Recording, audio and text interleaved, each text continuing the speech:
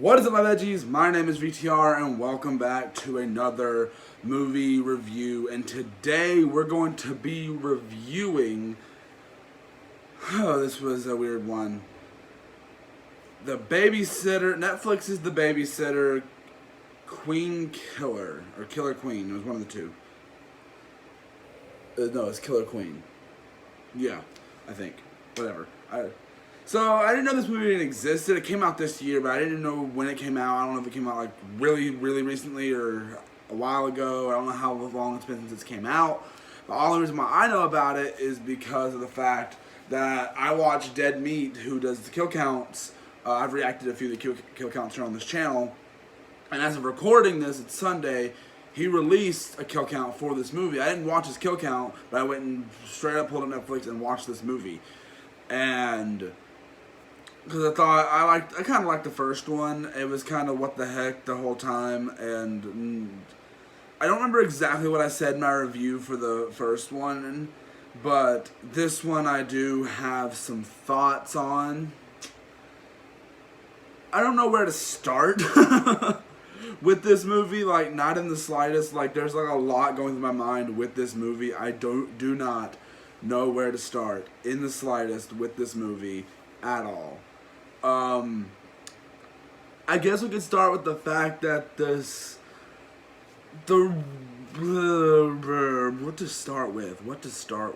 I could say the writing in this one, like the character dialogue is definitely worse in some parts. Like for Pete's sake, if your movie resorts to referencing Fortnite to feel modern and hip or whatever, that's cringy. Even if that was the point, like there's these parent characters in the movie that are just extremely annoying and dumb that are in the movie, and this movie does subvert expectations a little bit. I won't lie on that. Like I didn't expect it to go the direction in some places that it went. The dialogue and jokes there was a few things I kind of laughed at. 'Cause this isn't a horror movie that's really supposed to be taken seriously. And I went into it knowing that because the first one, I didn't go into that with the first one thinking the first one was serious. I didn't go into the first one thinking it was going to be something to take seriously. I did go into it thinking it was like a normal horror movie. I didn't know that going into it that it wasn't going to be a normal horror movie. But this one, I knew what to kind of expect with this one after watching the first. I didn't go back and watch the first before I watched this one. This is the third Netflix movie that's come out this year that I've watched. And it's very much a strange one. Like, there's some strangeness to this movie that I don't really know what to say about it. But at the same time, there's a lot I want to say about it, but I don't know how to put this movie into words, if that makes sense. Now, there's a whole bunch in this movie where I was just sitting there and thinking certain things like, really? That's where this is going? And, but let's get into more of the story. It's kind of a retread of the first movie. But also it throws a little bit of originality in there. There's a little more things because the whole point of the first movie was they had to kill Cole because they needed the blood of the innocent, and that's still kind of the point of this one. There's a little more to it in this one, and we learn a little bit more about the characters from the first movie, which we didn't really need much on it, and it's all played up for comedic effect. It still feels weird seeing some of these characters in these roles. Like seeing Bella Thorne in this kind of role is still super weird to me because I grew up with her on Shake It Up. So it feels very weird to me seeing Bella Thorne with this type of role talking about being sexy, and it's very weird to me still. And even speaking of Disney Channel stars, there's the girl from Stuck in the Middle is in this. I believe that's who that is. Disney Channel show Stuck in the Middle. She's in this, and it's weird seeing her act on the way she acted in this movie. Surprisingly, at some points in the movie, there's actually heart, which I was not expecting at all going into this. Like, the first one had those, but it's still, like, you felt those coming.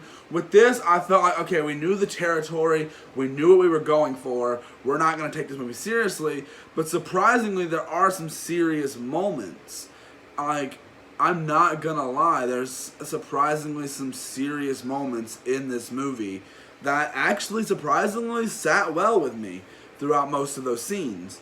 I sat there and watched a good majority of this thinking, this is dumb, stupid, and just a whole bunch of cringe. But there was some parts in the movie where I was like, oh, I actually like that. And there was a few funny parts.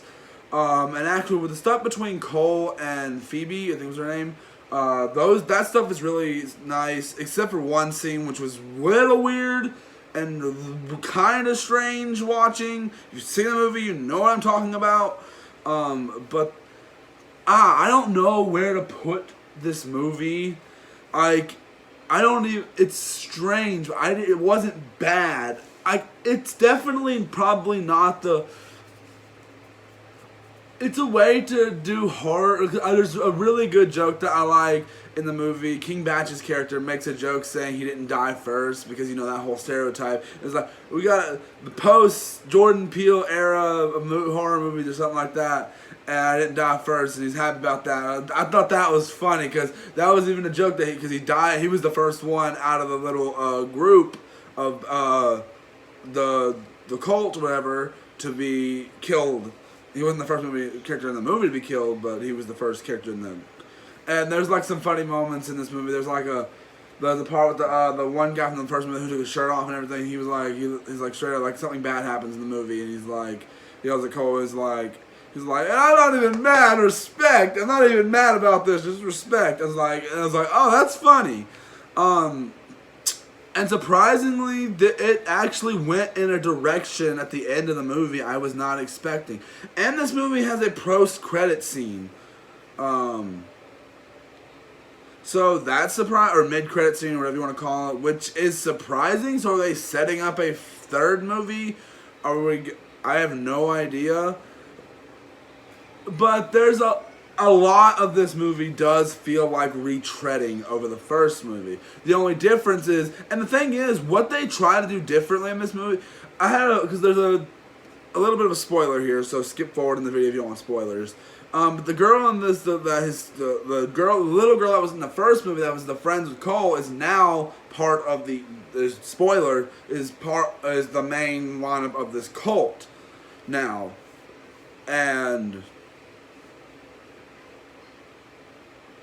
And she, for some reason, I don't know if it's the same actor or not. For some reason, I don't know if this is intentional, but she looked a lot like the girl from the first movie, B. She looked a lot like her, and I was like, was that intentional? Was that the same actor? I don't know. They looked very similar. I don't know. And they acted pretty similar, but not the same. And a lot of the character dialogue in this movie was really bad. I'm not gonna lie to you. A lot of character dialogue in this movie was pretty bad. Like there's this part. There's this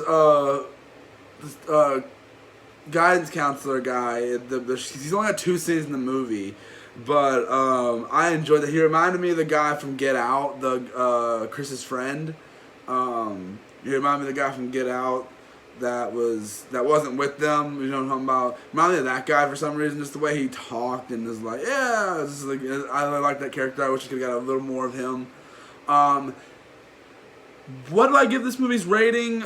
I'll give it a 3 out of 5. I don't know if I want to place it any higher. But 3 out of 5 I think is a fair estimate for this movie. Because it's weird, yes. It's strange, yes. It's fun, yes. It's odd, yes. It's confusing, yes. It has its problems, yes. It's annoying, yes. It's dumb, yes. But I had some fun with it.